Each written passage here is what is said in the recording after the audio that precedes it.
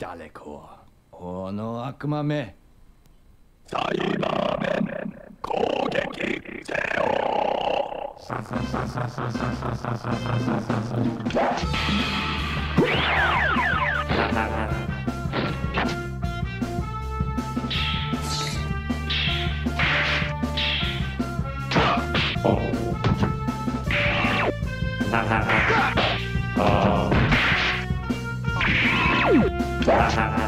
My life is complete. We can start the show!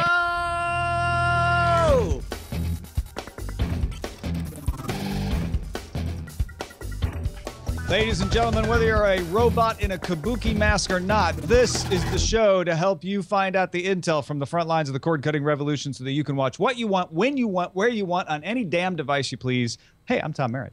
Hey, man, I'm Brian Brushwood, and that was, honest to goodness, a real-life Japanese Doctor Who. It's the Spyruda, what was it? Cyberman! Yeah, there you go, Cyberman. And I'm Brian Brushwood, and sitting next to me, entirely too close. How do you introduce yourself these days, Mr. Like this. Now, Mr. don't be Carbone? shy. I'm going to use your mic. Hey, guys. I'm Anthony Carbone. Right on. And I'm best friends with Brian Brushwood. Yeah, he We're is. besties. In fact, all three of us are in the Ladies same and gentlemen, physical Dig location. Nation. Yeah, there it sure is, man. It's a revival.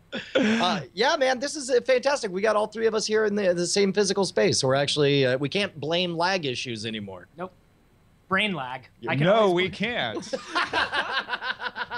All right, that's a perfect segue to jump into the primary target, right? Target it. So yes, last week, Aereo said, hey, okay, Supreme Court says we're a cable company. We have, quote, an overwhelming likeness to the cable companies, so treat us like one. They sent a letter to the U.S. District Judge Allison Nathan. In the actual court case, they're still fighting. Remember that what they sent to the Supreme Court was a question that needed to be answered by the Supreme Court. Is this a public performance or not? They said, yes, it is a public performance. Send it back to the court. So Aereo says they would like to be allowed then to pay the compulsory license fee set up for cable companies in Section 111 of the Copyright Act of 1976.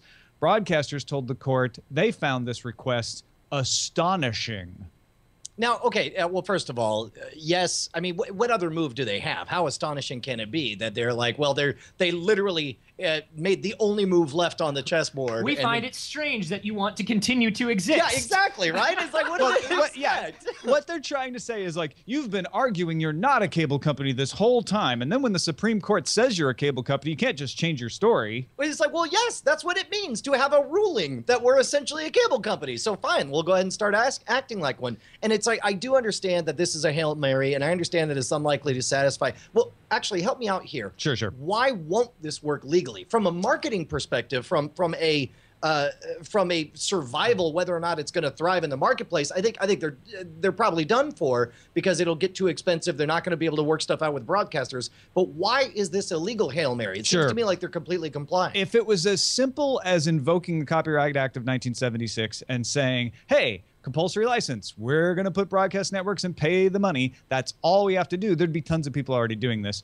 First of all, the broadcasters are arguing that over the internet is different than over a cable system, which is to be decided by a judge. But second of all, the 1992 Cable Television Consumer Protection and Competition Act, catchily named, provides the broadcasters the right to demand retransmission consent. We've talked about this before, Brian, where they can say, you must carry us unless we say otherwise. And if we say otherwise, then you have to pay us to carry us.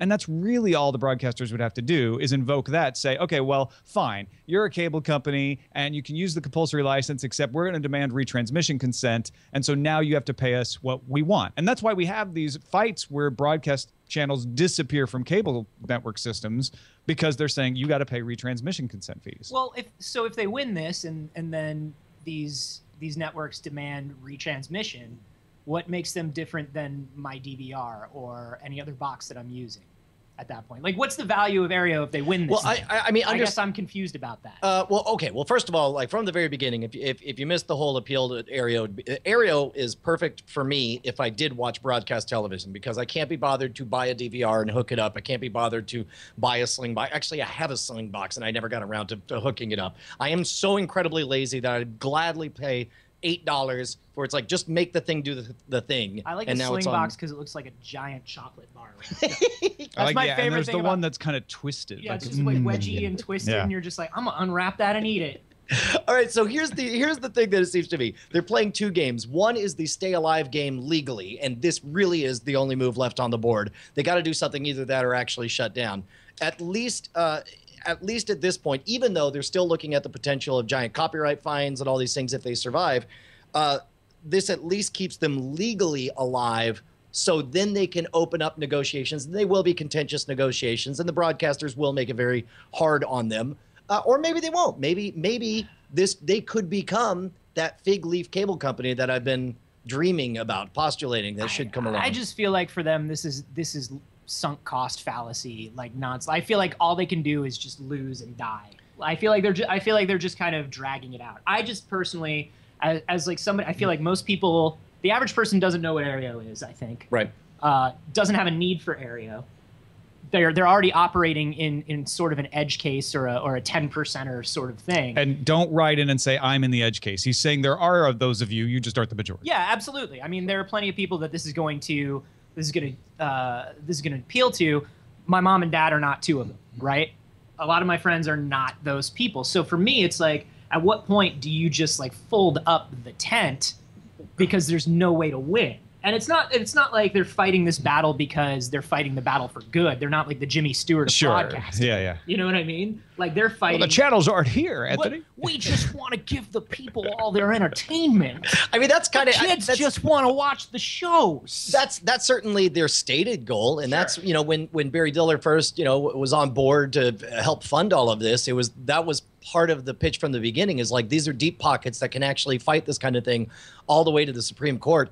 I mean, I'm just really bummed for what it means for ever having this kind of service. I think that brings us back to probably a few of you out there have the question, well, wait a minute. If the broadcasters can just demand a retransmission consent fee, why do they care if Aereo makes this argument in court or not? They can just shut him down later with high fees.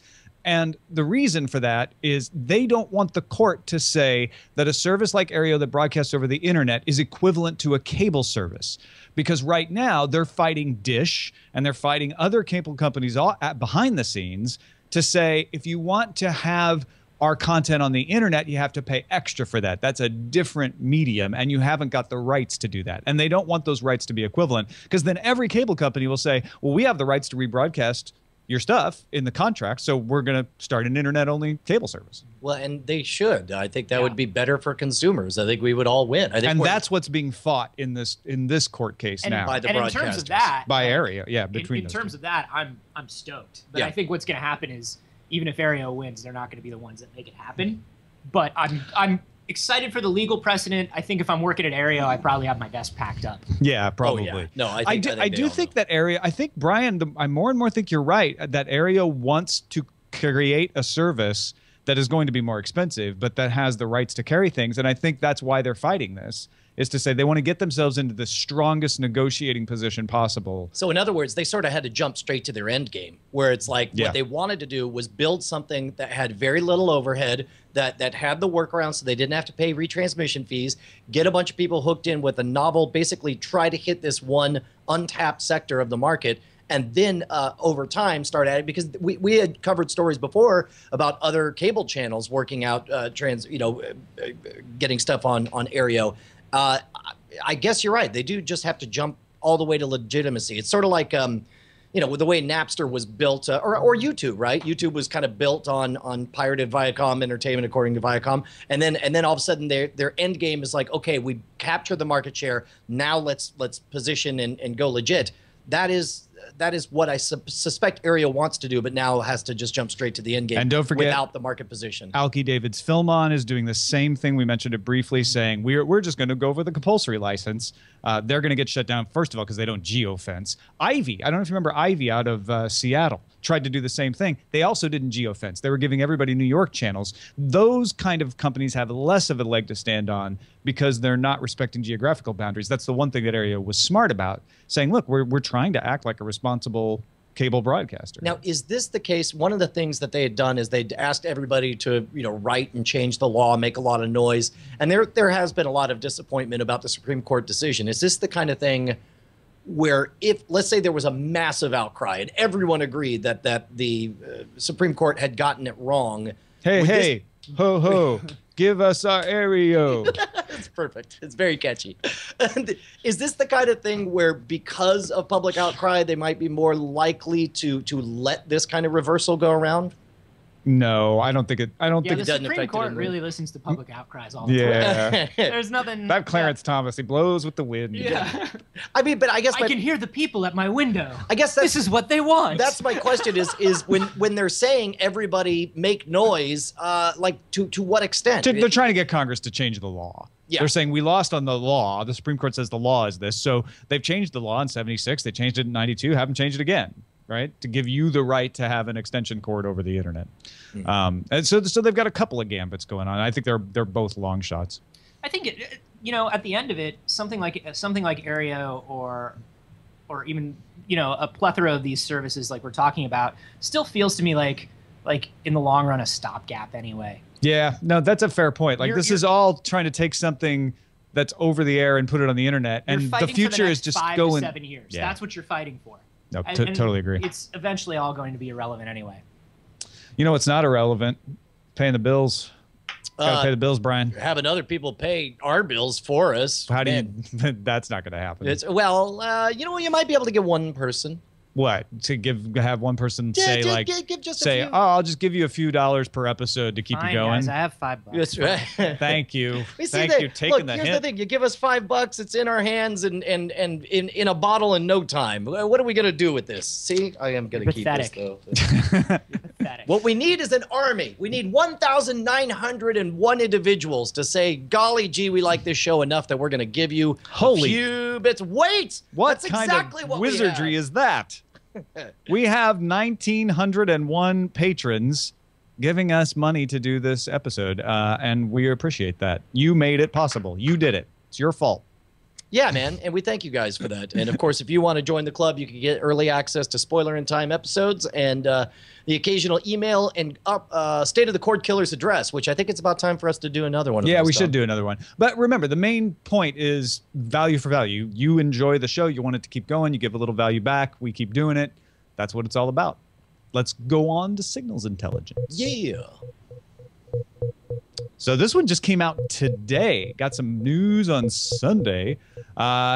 Starting September 24th, South Park will be moving all of its content off the South Park website to Hulu Plus under an exclusive multi-year agreement.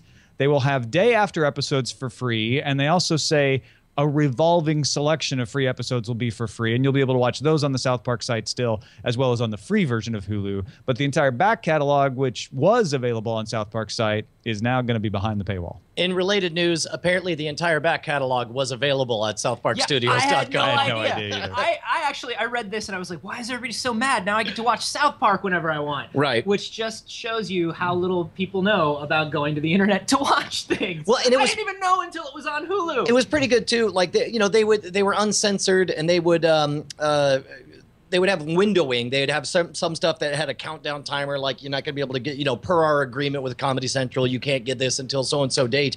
But they were very upfront about everything, and it was, I found it in general a real good experience. Now, here's two things about this. One is, this is the way Hulu Plus should work. When I criticize Hulu Plus, it's because it doesn't work this way, that you get a certain amount for free, and then if you pay more, you get more things. And I'm perfectly fine with that. The other thing that's interesting is Matt and Trey originally put all these episodes up on their South Park site because they're like, we were tired of pirating our own things to find them. Right. So we figured, why not make a little money off advertising rather than making no money off piracy? And why they're doing it now with Hulu is they can make even more money, and Hulu Plus is perfectly legitimate. Lots of people pay for it. Yeah. I will say this. The one thing that always bummed me out about South Park Studios' site is there was something jacked on their volumes. Like it was every time an episode ended and an ad was coming in, the countdown, you had to leap across in order to turn it, or else it was and now screaming. you'll get that the was part of their agreement with Comedy Central.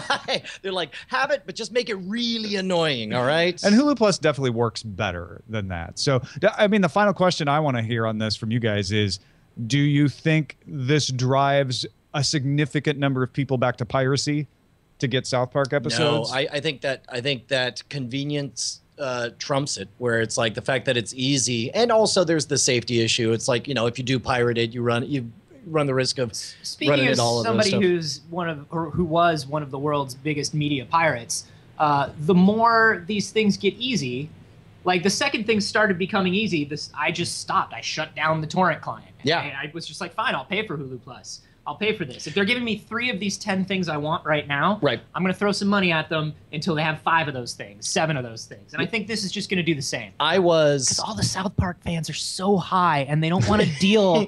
Like, they just don't want to deal with downloading all this stuff and getting the wrong codec and everything. Just pay $5, spark it up, and watch Hulu. Oh my God! And you don't even remember it's on your credit card. No, it's fine. It just happens. The moment you mentioned codecs, I felt a shiver of terror go back up my spine. Ugh. All right, shall we gear up then? Yes, I think we shall, Tom. All right. Tivo is making an update to its Romeo boxes. In fact, the Tivo Premier owners will get some of this stuff as well. The main thing they're doing is adding a new column under the My Shows interface that allows you to browse the shows you've recorded by category. It's even customizable. You can hide certain categories. Let's say you just hate science fiction. You can hide that category. And you can reorder them. You're a horrible person. Yeah, also, I don't want to hang out with you. How will you see Japanese Doctor Who that way? That's a bad idea. Don't do that.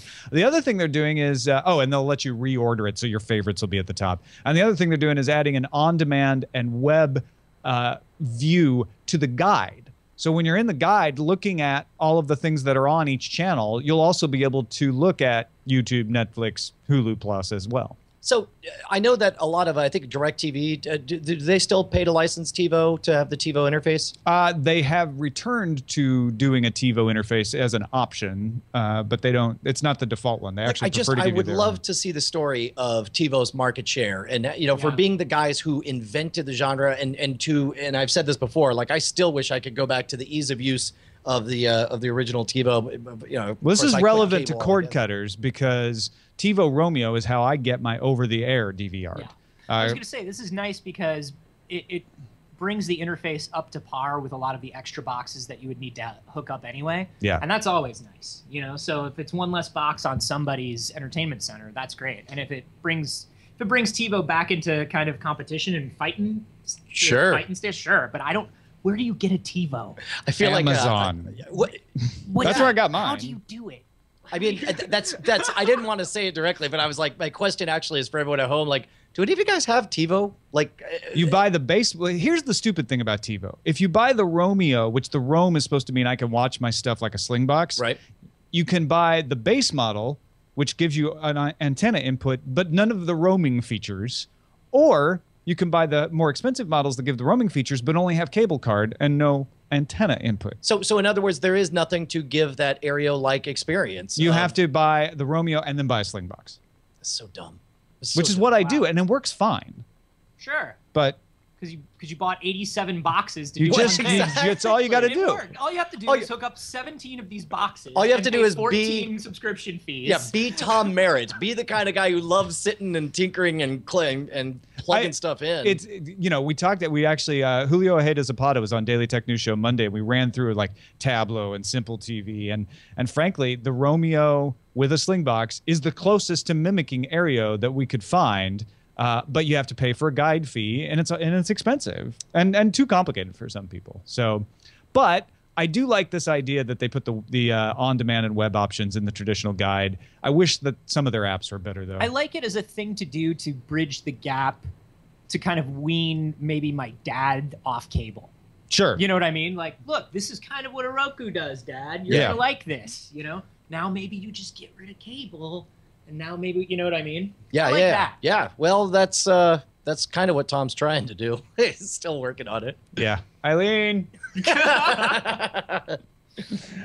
So real quickly, before we move on to the next thing, what you got going on to tell folks about? As you guys know, I've moved temporarily to Los Angeles because I've decided I need to be on vacation and start vacating hard as hell. So Told the wife and kids he was going for ice and cigarettes. Right, that's right. And it was gone forever. And I'll tell you what, meanwhile, back at home, folks like Zach is hard at work keeping our family fed by running Scam Stuff at scamstuff.com. I just released one of my original effects. If you're a performing magician, if you have a big event, it's called Simpatico. It's like a 7-8 minute long mind reading trick that two people from the audience read each other's minds. What I love about Scam Stuff is some of it is, you know, original high-end professional stuff. Some of it is stuff for the regular guy who wants to have a clever trick. One of my favorite things is the utility key on there. It's a little thing, looks like a key, snaps to your keychain. It's got a Phillips screwdriver, a flathead screwdriver, a saw blade, a straight edge, and a bottle opener. That last one being the most important. Cyanide capsule. There you go. Just bite down on your utility. And I'm not gonna say you should sneak it past the TSA. I'm just gonna say in 14 years they only caught mine once.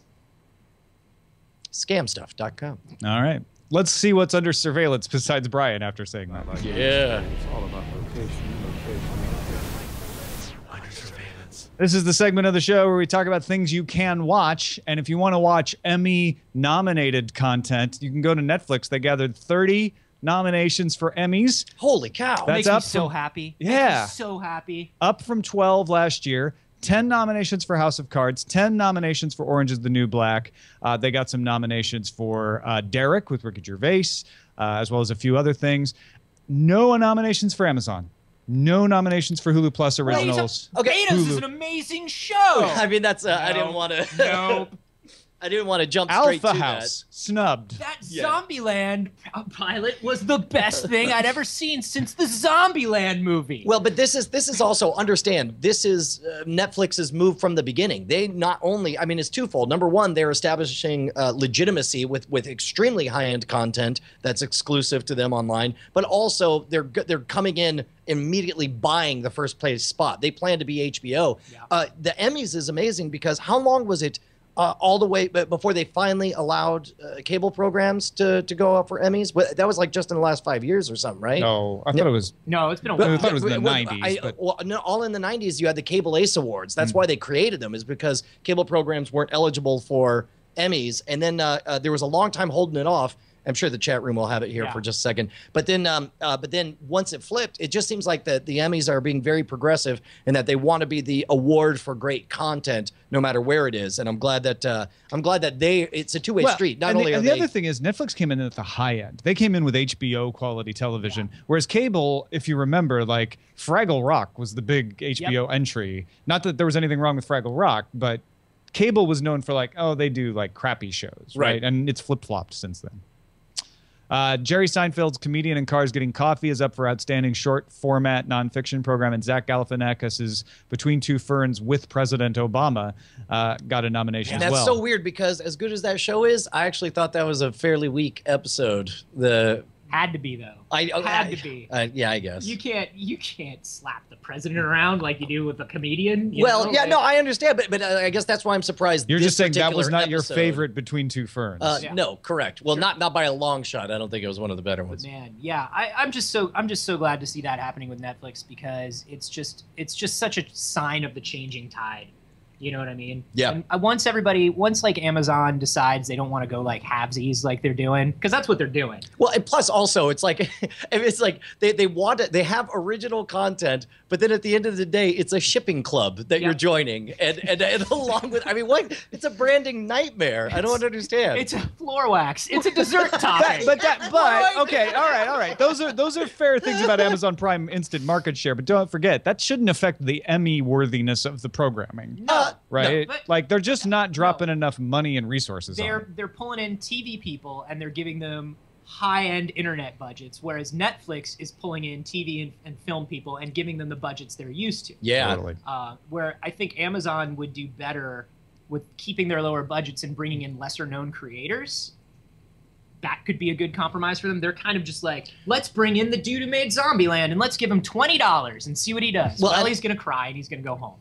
Maybe buy some yogurt. Yeah. I tell you what else, there's a chance for them to get totally leapfrogged. I mean, they've done a really good job of establishing themselves as the second place online network. But meanwhile, like the fact that Yahoo is now getting Community, right? I don't know how Amazon dropped the ball on that. You have to install the Yahoo to toolbar to watch Community, though. That's the problem. So I don't think a lot of people are going to do it. Oh my God, if that's true, I'm going to kill myself. Comes with Bonzi Buddy. Yeah, Bonsai Buddy and Community episodes. Coming now.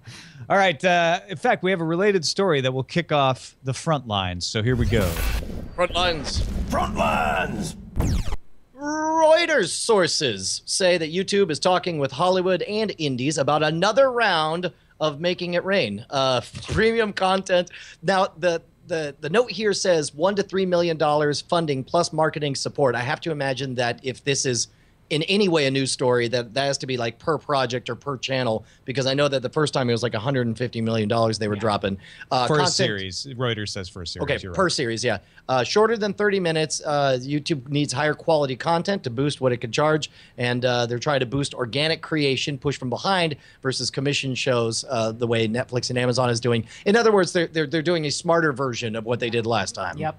I think this is interesting. You can see little bits of this pilot program everywhere, like in the funded channels that they did, like you were talking about in New York.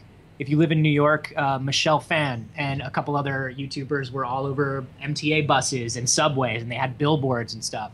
And so this is kind of interesting because if they can fund sort of long-form series that TV stuff. I think we should extend it. We should extend extension. this one, Oh, I'm using mine. I didn't know that there was a thing. I'm confused. I'm confused and new.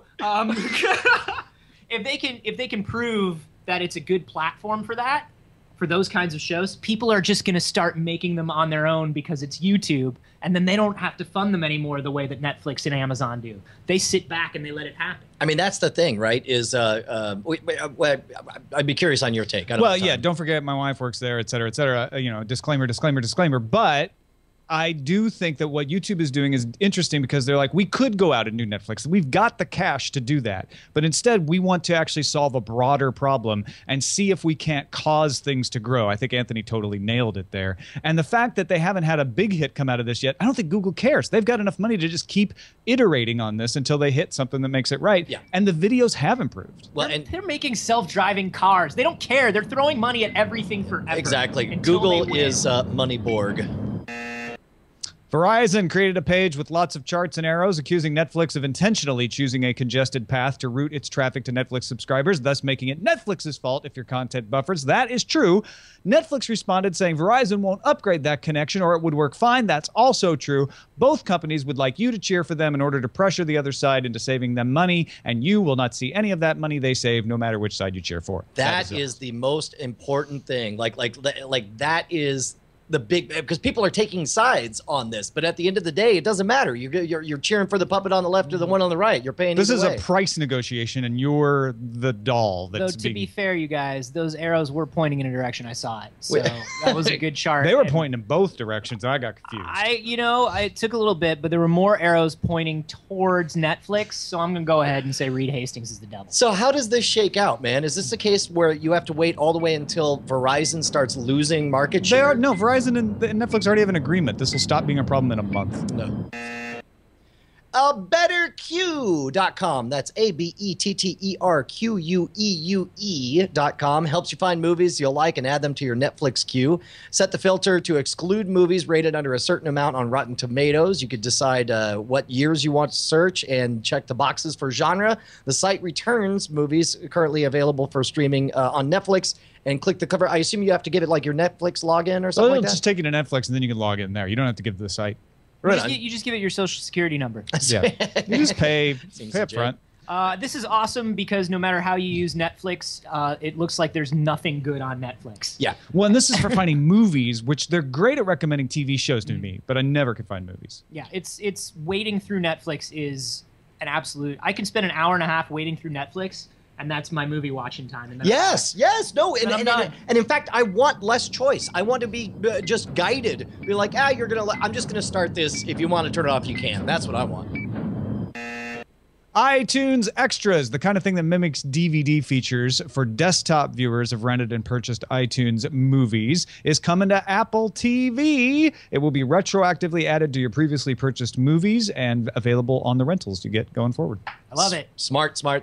Add stuff for free. Very, very good. Surprised. Like, this is another one where I'm like, wait, this wasn't already a thing? This seems like the most natural fit in the world. They just didn't do it on Apple TV. Yeah, they only had, iTunes. yeah. Which was kind of annoying. Yeah, right. Which is so gross. Well, and Voodoo.com has the same thing, where you can get the extras, but you don't. If you're watching on a Roku, you don't see them. Well, Amazon has the same thing too, where you buy it, you get the extras, and then they just tack it on to the end of the movie, and you have to watch them sequentially. Oh, that's Oh, really that's good. awful. That's but the worst. something like this What is this? A great VCR? because it was terrible. Something like this though could get rid of my little collector's yearning, to have the nice Criterion spines on my shelf. This could make me start giving up my favorite discs. Oh my God, you still have favorite Freeing up discs shelf down with space. physical media. No Yuck. way, dude. Hey man, Parks Associates compiled sales data for streaming devices. Worldwide, Apple sold more than 20 million Apple TVs since their launch in 2007. I got really excited for a second, and then I realized that that's since 2007. It's like 5 Apple TVs. per day. Roku sold 8 million devices, although limited to the US, Canada, UK, and Ireland. Google sold 3.8 million Chromecasts in the half year after it launched in 2013, about equal to Roku's total 2013 sales. Number one, I think this is bad news for Apple TV. I think they're losing, and it's a disappointment. I think the big winner 20 is million Chromecast. Apple TVs in the same period that Roku sold 8. So Yeah, Roku's but way behind. Yeah, but 20 million, that's worldwide Apple. Which Well, is in one a of these dozen big- or so which is countries, these but yeah, big- all right. This big company with probably the best supply and logistics chain and just-in-time manufacturing in the universe. Right. Versus Roku, which is run out of Northern California, and they mail you a box. Well, and that's awesome. Regardless, 8 million. Chromecast is the big winner, man. That happened really, really fast. Brian, Orphan Black has been renewed for a 3rd season. There will be more clones. You have until spring 2015 to catch up. Well, I that's charge thee. I watched my first episode What'd you last think? night. What'd you think? I enjoyed it. We'll talk so about it. good. We'll talk about it. So we'll get into that on spoiler in time. Yeah. Oh, fantastic! That's see, I even put it in there. I put OS word Orphan Black's episode 1. Awesome. Anyway, yes, Orphan Black renewed for a 3rd season. You are also a fan. I love Orphan Black so much. Season 2 was even better than season 1, which I was shocked. I was ready for it to dip. I'm partially into season 2 right now. Oh, it's amazing. You saving it? Don't- You're having like a don't spoiler tantric me. experience. I'm always a little behind. That's Because it. I'm glad I didn't say what I was going to say, which was say it. something about the season finale. But dancing. That's all I'm going to say. All right, let's move on to the movie draft that I'm going to lose. Oh my God, we're 'Cause all I'm gonna lose losers. it. Yeah. That would be We can on do the 10 movie more train. seconds of me squealing about Orphan Black. That's it's fine if we got the fine. time.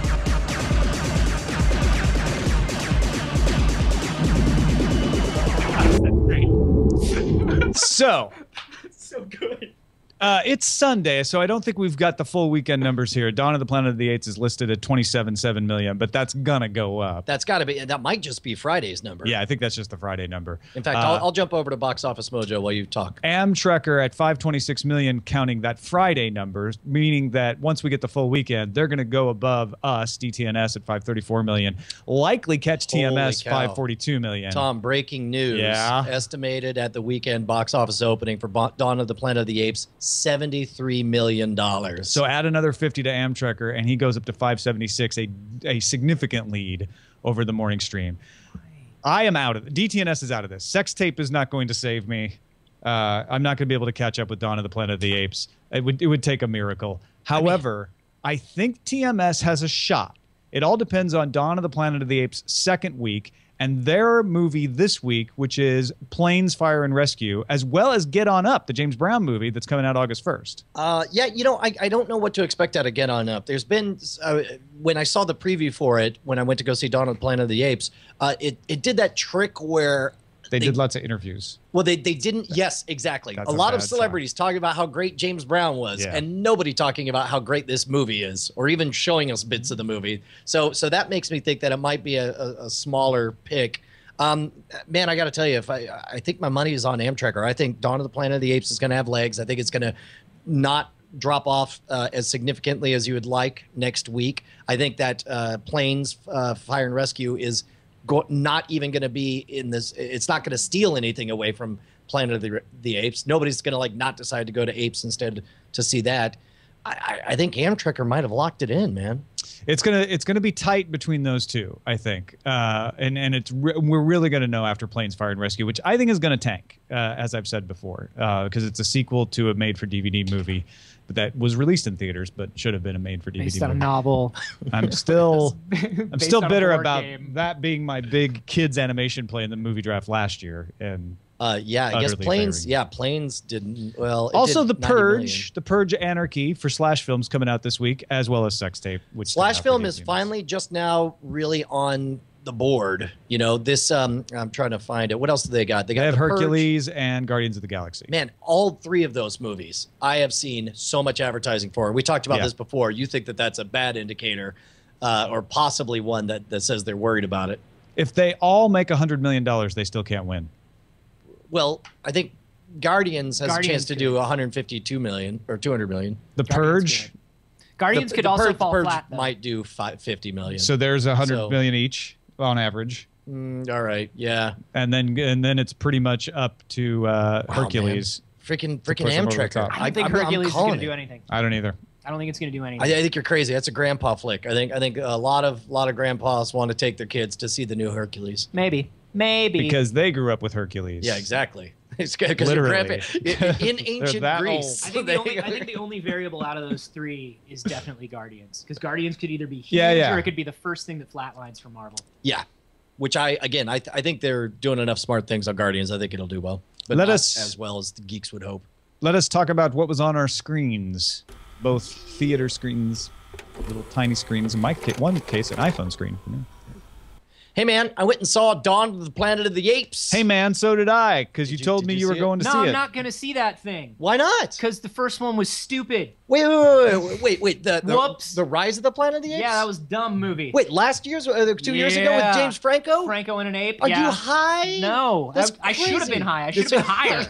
I should have been more stoned in that theater. I thought I got stoned enough. I didn't. That's amazing. I should have gotten more stoned to watch that movie. It was fine. It was fine, but it wasn't good. I liked Rise because I had no expectations, and I think I made the mistake of Dawn of listening to people who said it was good, and I went in and I was disappointed. Okay, well, We'll talk more in spoiler. we will talk in spoiler time. I will say, but Spoiler: that ape rides a horse. He's got a sword. He's the Optimus Prime of apes. Jeff Kanata hates you now. You said something that was in the movie. Oh, great!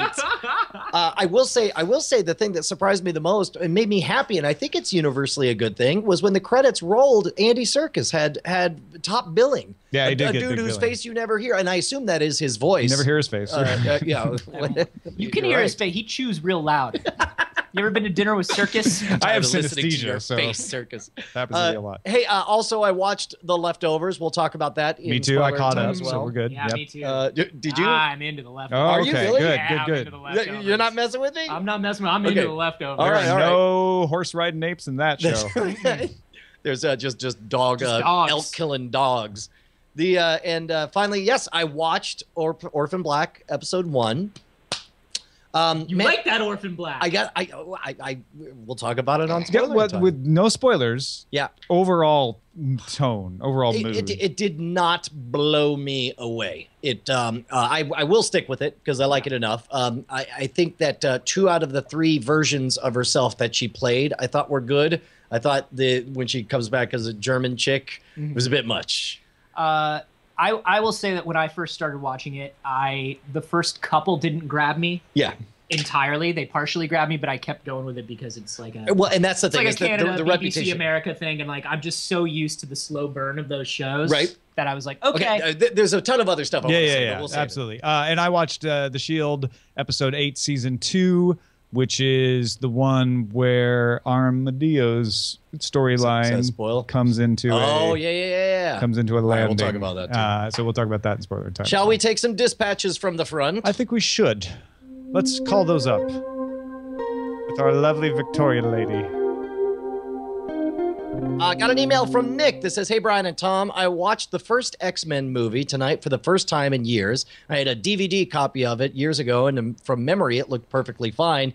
Tonight, though, I watched it on Blu-ray for the first time and was kind of shocked at how the CGI visual effects just didn't quite look right, kind of low-res and off-color.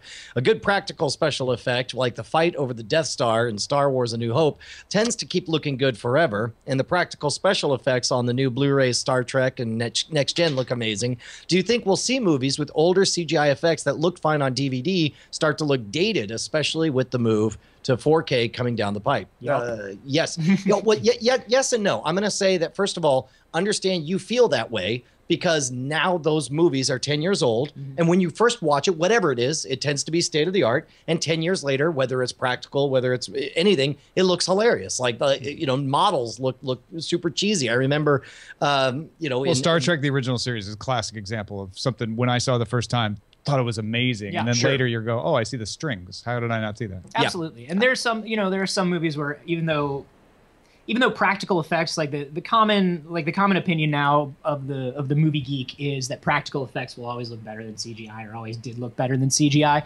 But I mean, there was a big difference in terms of quality of practical effects too. Right. Like, you're probably thinking about Jim Henson, you're probably thinking about the Labyrinth or Teenage Mutant Ninja Turtles, when there are a lot of other movies with animatronic characters that Plan 9 from Outer Space had practical effects. Yeah. Keep in mind, this is also not a problem that's unique to movie special effects. This is the same thing that we have with all of our family photos. Something taken in 1880 on film looks better to this day than something snapped on a digital camera in 1999, because we made the transition to digital, but the resolution was so low that that now they look bad. And I think that the next big move we're going to see in the next 10 years is going to be in upscaling technology to take those crappy and photos restored and make them look good. versions of these movies with special effects. This is going to be a moneymaker for studios to go back and like, oh, we've done a 4K restoration of the CGI effects, and they look so much better. Watch The Matrix now. Watch X-Men now with the because they did that with the original series of Star Trek. What, it won't be Generation. again, that was in that black hole of time. But I think what's going to happen is, when you talk about upscaling, like, forget about 4K. Let's think about when, in 10, 15 years when we have 8K displays. What's going to start looking bad are the first generation of movies that were actually shot on digital. Sure. The old film movies are going to be able to be upscaled at least to 8K and still be fine. I mean, there's going to be a time, though, where it's going to be possible to upscale and create to where what'll make movies, 10 years from now, the big story on Cordkillers will be like the first re-release where they've replaced every single frame of the entire movie. Yep. And I think that'll be fine. I think it'll be profitable and worth them doing. Also, we'll have like memory implants at that point. Oh yeah, so you'll it's just movies instantly remember. Yeah, movies in your head now. Cute. Yeah, all the resolution your brain can handle. Byron writes in, says, "Hello, killers. Listening to the last show, I was confused with the comments about Chromecast being too many steps to use. Let's say I want to watch Rifle Burrs on YouTube. If my TV is on at all, I open the app on my phone, search for the video, hit play, and touch the cast button." Okay, that's 4 steps. Andy left out the part where you find your phone and then you pull it out, you unlock it, you hit the freaking your secret code, you put your finger on there. I mean, it's like the Chromecast automatically switches the correct input for him. Let's finish his email. I, for one, thought that it was super convenient. I can have cord-enabled dumb TV on the look for what I want to watch on many different apps on my phone, and when I find it, it will switch over, no dead air. Byron is making the point that it's easier than some other things. But Brian, you are making the point back at him, which is like, it's not, it is lots of steps. And when we're talking about entertainment, it sounds silly to complain like, oh, I had to take my phone out, but anything that impedes you from watching something means you're going to do something else instead. It's that gap, and we talked about this before. The money is in the gap between the decision to want to see a thing and that suddenly being on there. If the less physical anything, there's a reason that the remote control made Zenith $1 billion before. And I think what people react to when we talk about this, like, you people are so lazy and entitled. And it's like, no, we're not complaining that the process is too hard for us to do. We're pointing out that these are barriers to using something. And so if we're talking about the success of a particular app or a model of box, those things will play into it. It's just human psychology. If I'm sitting on my couch and my phone is across the house, Chromecast is already lost. Yeah. Chromecast is already lost because I'm just like, boop, boop, boop. Exactly. I'll watch something that's slightly worse. I will. I'll be like, well, this is a little worse than what I had planned. Sandy sent in a recommendation. Hey, guys, just started watching The Boss on Netflix, and wow, this is a really great show. I think it's even better than House of Cards. Wondering if you guys have watched it and what you thought. It was originally done for Stars. According to the internet, it was not picked up after the 2nd season. Can't imagine why. So there's a way. Is there a way to find out if someone else will pick it up like they did Community and others? Here's the thing, Sandy. I bet it is good. good, and I bet I would check it out. But for me personally, the moment you told me it was canceled after 2 seasons, I'll never, I don't know what it is. Like, I still haven't finished Deadwood because I heard it got canceled midway through the 3rd season. Yeah, it's really rough to go back and watch a show that didn't get its run. Yeah. You're just like, why bother? Why would I add myself to the type of person who feels let down by however, this? on the flip side, there's the Firefly effect. Like, I would not begrudge. I mean, I would be very he sad. tied it up the best he could with Serenity. Yeah, he tied it up the best he could with the end of the season in Serenity, to where you're like, okay, it's a sadness of this thing ending, not of like a coitus interruptus situation. Sure. You know, my thing about The Boss is I saw like, as the version on Stars was going, there's actually like a Spanish version of it going at the same time. Okay. And there were like matching billboards across the street for it. El Jefe. Yeah, that's I was great. just like, are these the same show? Are they like doing the same show, 2 different versions at the same time? And if that's true, that's actually what interests me about it. And so I kind of want to see it. Watch it side by side. Lots of search results on Google, like tragedy, why this happened. Like, it definitely had that Firefly, like, you know, fan following. Well, if there's like a critical mass of the excitement where if it's going to make a Back from the Dead moment. Well, I don't know. I guess Arrested Development really just kind of simmered for like 5 years before that announcement came. I think the difference is this show didn't get the media attention during its run that a show like a Firefly or Arrested Development did, and you need that sort of groundswell before somebody will even look at something to bring it over to digital. No, nothing that I could find, Sandy, that said they were talking about bringing it back anywhere either, sadly. Ken has an interesting question, Brian. Could Aereo come to my house, install a digital antenna on my roof, and legally carry on like business as usual? I mean, first of all, I'm the wrong guy to ask, because my answer is like, yes, they should. if it involves me getting it and not having to do anything, that's great. I mean, yes, Aereo can come to your house, install a digital antenna on your roof, install a Slingbox for you, and then set you up with an account. That's all totally legal, as far as I know. Yeah. But it's really cost intensive, and not that. I mean, that's the whole point of having the micro antenna and everything, is we're just going to deliver this over the internet. Well, hold on. Try this on for size. All right. What if Aereo was able to do everything just the way they did, but there was a $100 installation fee, and then after that it was the $8 a month. Everything else the same. And now it's your antenna at your house, and everything else is why are you cloud-based. paying $8 a month for something that's in your house? Because it's the cloud-based DVR and the Aereo everything, and You pay $5 a month for your or whatever it is. I said $8. I don't remember what they were charging. If I'm paying for the equipment, I don't want to pay a rental fee for the equipment. Well, so you're saying cloud-based DVR is what gets you? Well, yeah. Well, and also like the ecosystem. I mean, mainly what gets me is not having to lift a damn finger. That's the biggest thing. Aereo's not going to do this because their whole point was we want to build a central thing that everybody accesses over the internet, and we don't have to roll trucks or do any of that. That becomes a whole complex thing. Right. Could somebody else do a cloud DVR with an installation system? Aereo should just get Lyft drivers to install the antennas. You're not doing anything in New York right now. You get a free ride and an antenna. Yeah, just like, hey, if you pick somebody up on this street, drop this box off. It's a pretty good idea. It's not bad, actually. It's good. Final one is from Alan Johnson. Says, all of the people on your show who have tried to ditch cable have gone about it the wrong way. They called the company to cancel. That gives the company the advantage. I did it the right way because you're amazing, Alan. I had Charter. I took their daughter. And they said, not without our daughter. He says, sorry, Alan says, I unplugged all the cable company's hardware, packed it in a bag, took it all back to the customer service desk at their service center. They didn't even try to dupe me into anything. All I did was keep internet, and I'm saving $100 a month. All right, I think he's missing the point. Exactly. I think. Well, first of all, if your goal is to actually cut the cord, then yeah, that's an effective way to do it. However, I would say that 45 minutes on the phone is probably less time than it takes to bundle up all your stuff, drive to the company, hand it off, and then drive home. So you just drive by and you throw it out attached to a brick. It's legit too. I mean, yeah, but here's my RMA number, suckers. I think what Alan's getting confused on, Alan, and we apologize, is that for some people we were just trying to see if they could reduce their cable bill, not like cut it. altogether. Well, yeah, it's number one to flirt with the thrill of saying the words I'm cutting my cable, but also because in most situations they immediately turn around and say, well, would you just like to pay less? And you're like, okay, cool. And if you pack it up all in a bag and take it back, they're going to be like, oh, there's no negotiating with this guy. Forget it. Then it's clear. I mean, which is what Alan wanted. Well, yeah. I mean, see, again, it's like your threat becomes too credible at that point. Like they know there's no stopping. And you, I know Alan so right now is like, bother. yes, that was the point. I wanted my threat to be credible. I didn't want to deal with them talking me out of it. And if that's what you're after, then his method is a good one. Yeah, for sure. For sure. Yeah. Well, that is it for this episode of the Cordkillers.